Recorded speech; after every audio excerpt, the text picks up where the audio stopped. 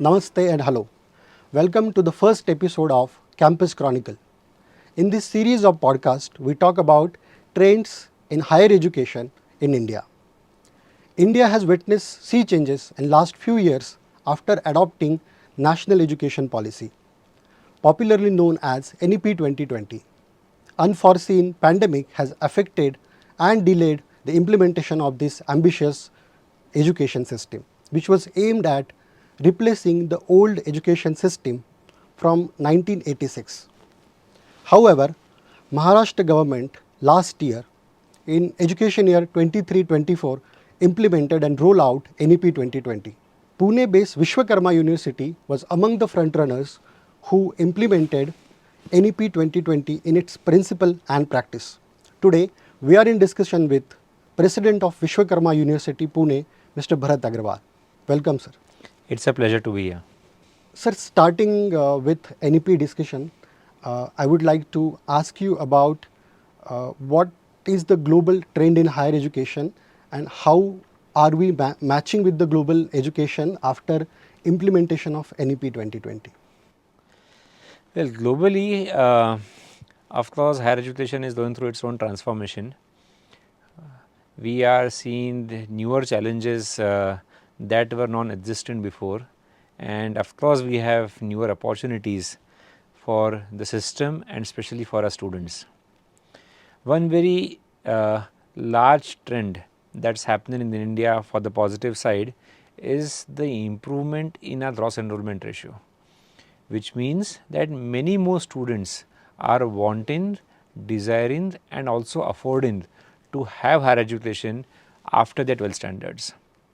This puts a lot of positive pressure on universities and colleges to foremost increase capacity and accommodate this new or this increased volume of students who are wanting to join the system. Along with it, of course, the changes of technology, the changes of engagement and the changes through which the students learn. Simply the academic pedagogy is all transforming, and all these are leading to different changes or different things that are happening in the system, generally for the benefit of the students and society. NEP implementation came up with its own challenges, but institutions like Vishwakarma University had successfully implemented NEP and we have marked successful 1 year of its implementation. Sir, how do you look at VU as a brand coming and offering value education to our students with implementation of NEP 2020? Well, NEP has given us a very different framework through which we have to form our syllabus, our curriculum, our content. Now, traditionally, or I would say before this year, we were a bit more stubborn about how our curriculum was, also trying to adapt to industry requirements. Now, what happens is that universities and colleges have a basic challenge. We wish to prepare a student for a career that will span his entire life, whereas his first job that happens on campus requires some other skills that are required for the first job recruiter or the first interview that he goes through. It's very difficult for universities to balance between a more holistic approach of education and the skill requirement of industries or recruiters. NEP has given us a very good framework through which in the entire 4 years of curriculum, students are exposed to courses which are core, which have societal values, human values, holistic education components, skill enhancement components, internships which give opportunity to students to that hands-on exposure and so on. So, I think this is a very positive framework through which we are able to balance this conflict of preparing the student for the entire career, entire life career as well as getting his first job. The first year of implementation of NEP at VU came with its own challenges. Foremost, for us to interpret what NEP wants. Second, to frame the content curriculum of the first year for our students for the various courses that are there, and more importantly to have our own faculty to align and understand the importance of this implementation. So, we have gone through the first year with our own set of challenges, but overall we are pretty satisfied with the way things have gone, and we are happy that NEP is implemented, and we have been sort of the front runners in doing that. This is the biggest achievement to have implementation of NEP amid there was customized rules coming from the state government, and then we are making changes in its implementation. My question is related to teaching and learning experience for students. So, the major takeaway from NEP was that multiple entry and multiple exist.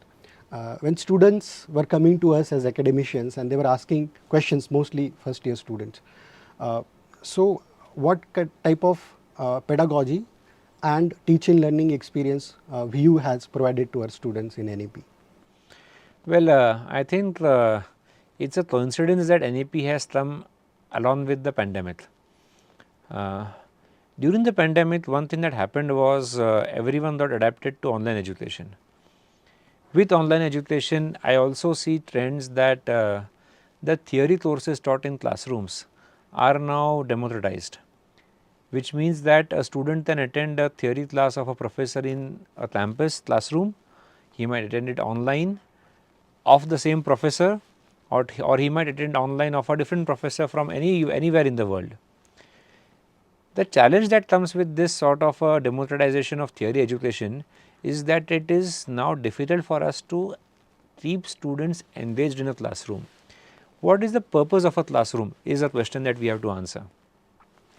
NEP gave us, of course, a direction that along with theory, a lot of practice needs to be taught. Combining both these things, NEP and the COVID pandemic reactions and the successful usage of online education, we have understood that students now can get theory education anywhere. They would come on campus to classrooms, to labs, more for learning practice, which now gives us an opportunity and a challenge that we have to expose students to different types of experiences. There could be an experience where students want to learn through a live project which is offered by the industry. There might be an experience that students want to experience a research project which is led by a faculty, or there might be an experience where students want to go international, travel to a different university and learn a few courses from there. NEP through its variety and through its flexibility has given us opportunity to adapt to all such different experiences for our students. In VU, we have implemented C2P2 framework, which primarily wants us or directs all of our faculty and students to imbibe this principle of practice into theory education. This I will emphasize this more by saying that students today refer to theory, learn theory also on their own without a professor. A professor is now required to give real experiences to students in terms of lab work or projects or some international exposure, and the students would be used or would be made to implement the theory that they learn through these labs. Yeah. So, I think so these are important changes that happened through NEP, and we have been trying to implement this through the C2P2 framework of ours. Yes. Sir, public perception of NEP, mostly parents and students looking at this is multiple entry and multiple exist. This is something more celebrated from students, and parents are concerned about it. So, briefly could you tell us about how as an institution or all universities are going to look at this as opportunity or something challenging to keep our students or guide them how to take? So, this multiple entry and multiple entry exit system that the NEP proposes is entirely a student friendly system. Very quickly I will just explain what I understand of it, that the 4 years of course that a student completes in a university campus is now split into 4 different years. A student may finish a year, get a diploma, finish a year, get a degree, finish a year, get a certificate, and there are stages around it. He might want to leave the campus after 1 year, he might want to come back after a couple of years of working somewhere or getting some other experience. So, this is very much in the interest of students, and it gives him the right to choose how he wants to pace his studies. There might be today students who may want to study for 2 years, go and do a internship for a year, do social service for a year, become an entrepreneur for a year, and come back and finish the education after 2 years. There might be situations where a student may not be able to afford education, so he might want to leave after a year, work for some time and come back after a year. So, in general this is a very student friendly activity and student friendly policy. Of course, students are enthused about it because it gives them the flexibility to join in and join out. There is also a component over here that the student may appear for a year in a university and join in any other university. Although this is very much again in the favor of students, the procedures and the administrative policies around it are yet to be defined, and it is a bit cumbersome, because tomorrow if a student from Vishwakarma wants to join after a couple of years some other university, his admission to that university also depends on whether there is a capacity in that university to take this student, and vice versa. Also, today the societal structure of our country is such that is it really required by students to leave education? In the West, we hear many times that students have to sponsor themselves for education after high school. In India still, and we believe it will remain this way for at least a few more years, where the parents sponsor the students' education. And when such a situation, parents may want a student to start and finish without a break. So, although this is a very student friendly policy, its practical implementation one has some challenges, and there might be also a deferred need for it. We at VU are pretty much gearing up for it. Almost all universities in India are now registered with the academic bank of credits, which means that the student deposits the credits which he earns in a year in the EBC system, which enables him to just join any other place or come back to the university if he wants with the same credits that he has already earned. So, all those systems are in place, but we are yet to see a first few examples of the implementation of this exit entry policy. Let us wait and watch. Yeah. Interestingly, sir, I was going through one of your interaction in Education Conclave in Mumbai, organized by CII, where you discuss very important points about inclusion of marginalized community or those who have missed education at early stage, and there is opportunity in NEP, we could bring them together, of course with help of industries or industry players can be part of this initiative. So, could you talk about that? The only reason why marginalized communities, or I would say communities, are left out of education in India is because of affordability. And the second part of affordability can also be a requirement of the families that this person should get into a job and become an earning member soon, and this happens even now. NEP is quite useful to include these students who are left out into mainstream. One big example or a good example of this is a partner company of ours, one of the MNCs of India called Tata Autocomp. And I in fact want to express my admiration and gratitude to Tata Autocomp management for thinking and leading this story by investing in it.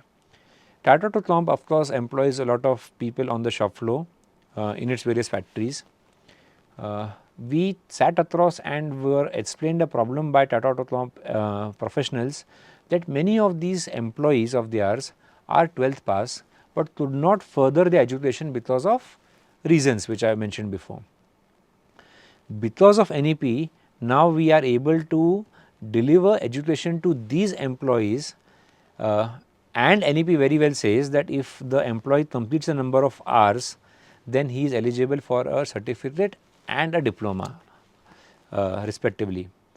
With Tata Autocomp, we are able to devise a curriculum wherein these employees were taught theory, they were given lab work, their on-job work was also being challenged through some projects, and after completing the entire number of hours as required by NEP, these employees were given a diploma from Vishwakarma University. These students were very happy because for the first time after 12th they had a formal paper which mentioned that they were better qualified than only a 12th pass. Tata Truthom themselves were very pleased with this activity. In fact, the first batch got over. They have given us approval to start a second batch of employee training through them. And I am sure they are of course leaders in this activity, but many MNCs, many large corporates and many medium corporates, medium enterprises would understand this and would also want to join in this journey of educating and improving the self-confidence and social status of the employees through education. So, in this way NEP has been able to assist inclusion and let these people who are left out of 12th standard back into the higher education system. Yeah, so I would like to congratulate VU and our industry partners for this, like how we are including marginalized community into education. Sir, innovation and research is very core of the NEP. As per the recent notification from UGC, the 4 years graduate can directly enroll for a PhD. And of course, there are other announcements coming from UGC. What is Vishwakarma University's preparedness to instill the idea of innovation and research among our student community? We believe that research, innovation, ideation does not start only after you are graduate, but it starts during your graduation process. And we have seen number of successful examples and practices around it. Of course, one initiative we have done is we have associated ourselves with Dr. Chakravarti, who is a professor from the Shinoy Innovation Center at the IIT Mumbai. We are getting his mentoring to our Vishwakarma innovation system. Primarily, we want to challenge our students to create, ideate and work on ideas. Now, what type of ideas? One could be basic research ideas around technology or around management or around domains different and respective to different students. Other type of research projects which we are seeing the increase in number are coming from industry. Another example of this which happened in VU is a very respected water pump manufacturing company out of Germany, Vilo Mather and Platt. Yes. They associated with the faculty from Vishwakarma University and they of course manufacture water pumps. They manufacture, they came up with the innovative idea that in urban areas the horizontal sewage treatment plants occupy a lot of space and in urban areas space is costly. Then we have a vertical sewage treatment plant. Yes. This research idea, which is not a product of Vilo so far, was brought on table. Faculty and students worked on the project with Vilo professionals under their mentorship. A vertical sewage treatment plant is now as an experiment lab set up on campus, tested, proved, patented jointly by Vilo and Vishwakarma and now is being used as a product of Vilo. So, this is certain type of research idea which is being worked upon and I see a lot of companies like Vilo, like Kirloskar Pneumatics, like Atlas Copco who are now coming forward to throw their research challenges to students and faculty. The third type of research idea is more around the social challenges of our country.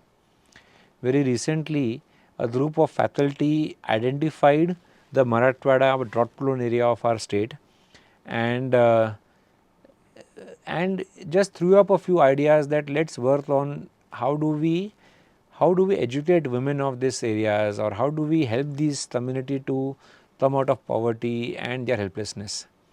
So, it is more of a it's a combination of technology as well as other domains like social services and other things. I was very happy that more than 50 faculty and more than 400 students decided to work on such research areas. Yeah. So, all these three domains are very much active. We of course had help from Dr. Chakravarti and his mentoring is there. Our faculty is now more or less trained and they understand the value of doing some hands-on research. The students' enthusiasm is always with us to support our research ideas and research activities. Yeah. Sir, quickly let us talk about all the accolades and achievements VU has got since its inception from 2017 as a state private university in Maharashtra and noted for its quality of education. So the Penn State University collaboration with VU winning THE award at global level, which is achievement itself. So if you could talk about that. I very humbly say that all our achievements are achievement of our students and our people. We of course were established in 2017. Very happy that very quickly got the UGC approval the same year of our establishment. We got all the other council approvals as well, the Pharmacy Council, the Bar Councils, the Architecture Council. We decided that we will start participate in various ranking surveys, even though we were very young and we were not sure about how we were ranked. So we started participating in the Times Education System, in the WURI rankings, in QS rankings, and so on. And every year we are happy that we featured in most of these rankings. The WURI ranking has given us some good results.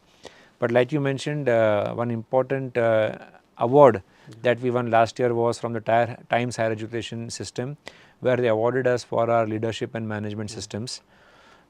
This message went viral at a global community that we won the Times Higher Education Award, and a result of that was our collaboration with Penn State University, our increased work with Nanyang Technology University, our increased collaboration and efforts with Hof University.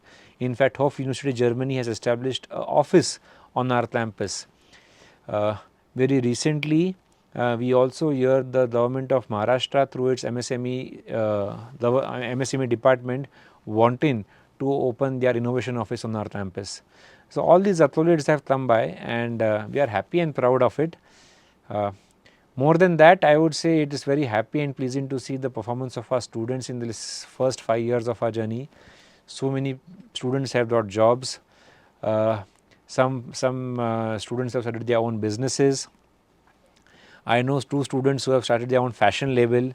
So it's heartwarming to see the success of our students in various fields that they are working on.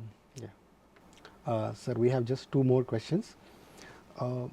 When technological advancement affects, education is the one which is affected mostly in the first phase. And with generative AI like ChatGPT, which launched in November and which become very popular in academia, student mostly in creative field like media, fine art, and they were using mostly ChatGPT. So there were 2 type of philosophy behind using generative AI or not using generative AI. So as a VU, we have heard our vision for the responsible use of generative AI. So for our audience or students and the community, what is your thoughts on coming AI in generative AI field and mostly generalized AI also in the future? I believe this is a transforming technology which we have to adapt, and not adapt by trying to be choosy, but embrace it with open hands. See, these are days I remember about 20 years back when first time in 2005 the mobile phones became popular, and there was a discussion in classrooms whether you should allow mobile phones or ban mobile phones. And there were different school of thoughts, each having pros and cons. But we believed in a philosophy that this is something that we cannot avoid, and therefore we cannot refuse. In fact, let us start thinking on how do we use it. In a similar way, when generative AI has now become so popular and students, faculty are now using it very well, then there is no point in thinking about how to avoid it or how to refuse it. We have to start thinking of how to use it well. I believe it is a great opportunity to use Gen AI tools, technology for primarily personalized education. We talk about it for many years. I have been very vocal about it in my previous talks and my thoughts. In India, we are in a mass education system because of our population and our responsibility towards educating everyone. So our minimum batch size is 60. Now in a classroom of 60 students, a teacher is supposed to teach the same content to all 60, and the assumption over there is every one of them is learning and understanding the teaching in a same way. वैसे होता नहीं है, and therefore you have a first ranker in a class and the last ranker in a class. Personalized education, I believe, is a system in which you are able to reduce this class size from 60 to 1. And this is possible through AI technologies, where we are able to now identify a student's strengths, weaknesses, and also his areas of expertise and his aspirations, and then create a learning track, create an assessment system that suits the student's growth. So, I believe these are early days, these are early thoughts. We are studying what other big universities are doing. We are ourselves creating our own innovation framework on how do we start using Gen AI on campus. For sure, we will be adapting it wholeheartedly. I am very sure students are using it, even though we might have our own resistance, or some of our members may have our own resistance. We need to be sure that we use it responsibly, which means that we do not use it for purposes that will ease our tasks which need to challenge us, but instead ease tasks which are repeated. So, a lot of brainstorming is going on. I think they are still early days.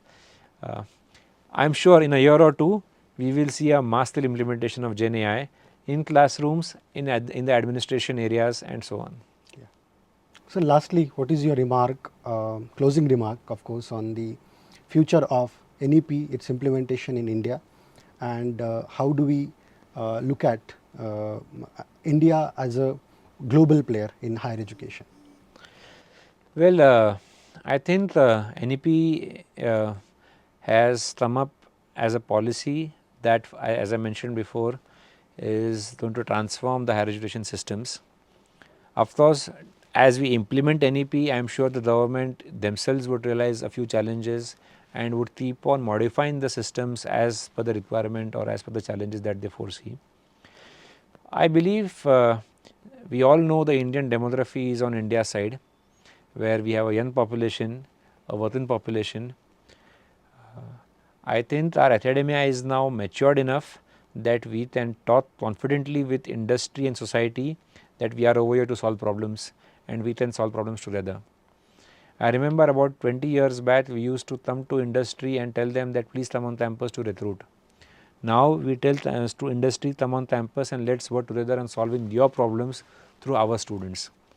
This message is now understood and appreciated by industry professionals also, and I believe at a global stage, when our students study theory, do projects of industry, do research, do certifications, do internships of 6 months, 1 year, they would be much more competent than any other country's young workforce to do well in their professions. So, these are the best times for being the youth in our country, and I believe our system is now matured. Of course, nothing is like done and dusted. We keep on improving every time, every minute, every year. So, I am sure the entire system will mature even more next year and next to next year. But I see that our students coming from our higher education systems would be much more competent, capable, and performing at a global stage in years to come. Yes. So thank you so much for joining us today. Thank you. Thank you It so was an much. honor to be here. Thank you. Dear friends, that's all for today. In the next episode of our podcast, we will discuss about trends in higher education in India. If you are first time coming to our channel, please don't forget to subscribe. If you like this conversation, do share, like and subscribe.